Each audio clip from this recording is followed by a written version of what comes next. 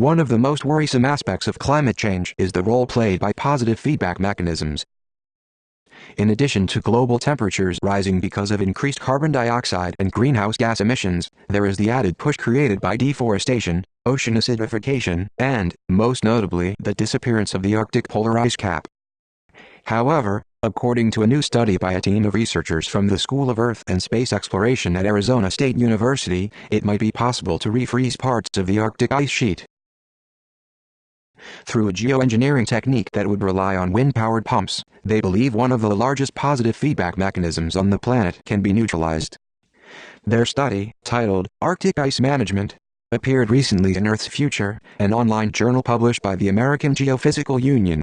As they indicate, the current rate at which Arctic ice is disappearing is quite disconcerting.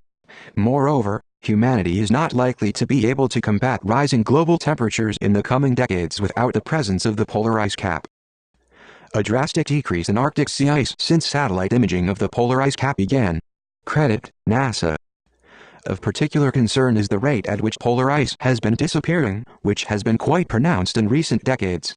The rate of loss has been estimated at being between 3.5% and 4.1% per decade, with an overall decrease of at least 15% since 1979, when satellite measurements began.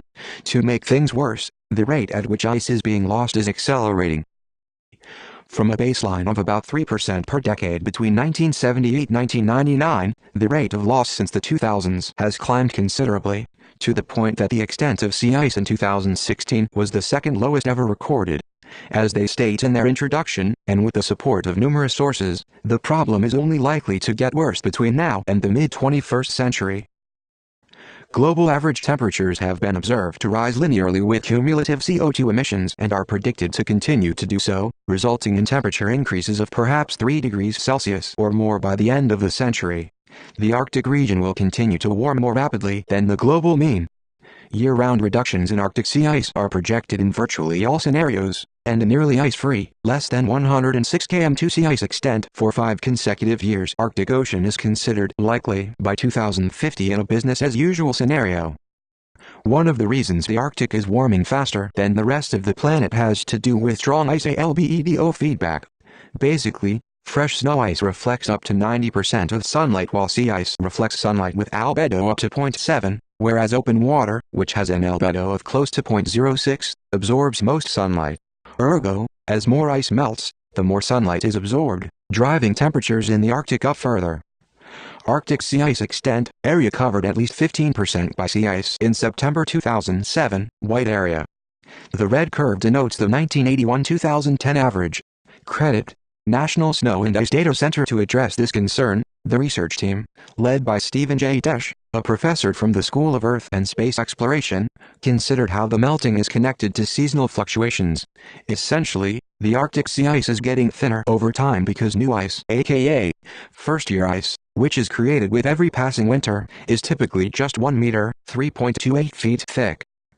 Ice that survives the summer in the Arctic is capable of growing and becoming multi-year ice, with a typical thickness of 2 to 4 meters, 6.56 to 13.12 feet. But thanks to the current trend, where summers are getting progressively warmer, first-year ice has been succumbing to summer melts and fracturing before it can grow.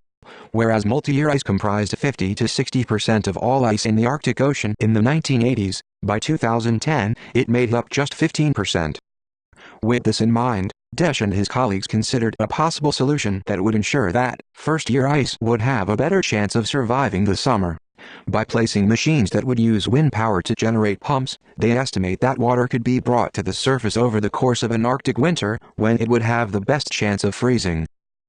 Based on calculations of wind speed in the Arctic, they calculate that a wind turbine with 6-meter diameter blades would generate sufficient electricity so that a single pump could raise water to a height of 7 meters, and at a rate of 27 metric tons, 29.76 microsecond tons per hour. The net effect of this would be thicker sheets of ice in the entire affected area, which would have a better chance of surviving the summer. Melt pools on melting sea ice. Every summer, newly formed ice is threatened because of rising global temperatures. Credit NASA. Over time, the negative feedback created by more ice would cause less sunlight to be absorbed by the Arctic Ocean, thus leading to more cooling and more ice accumulation. This, they claim, could be done on a relatively modest budget of $500 billion per year for the entire Arctic, or $50 billion per year for 10% of the Arctic. While this may sound like a huge figure, they are quick to point out that the cost covering the entire Arctic with ice-creating pumps, which could save trillions in GDP and countless lives, is equivalent to just 0.64% of current world gross domestic product (GDP) of $78 trillion. For a country like the United States, it represents just 13% of the current federal budget, $3.8 trillion. And while there are several aspects of this proposal that still need to be worked out, which Desh and his team fully acknowledge, the concept does appear to be theoretically sound. Not only does it take into account the way seasonal change and climate change are linked in the Arctic, it acknowledges how humanity is not likely to be able to address climate change without resorting to geoengineering techniques.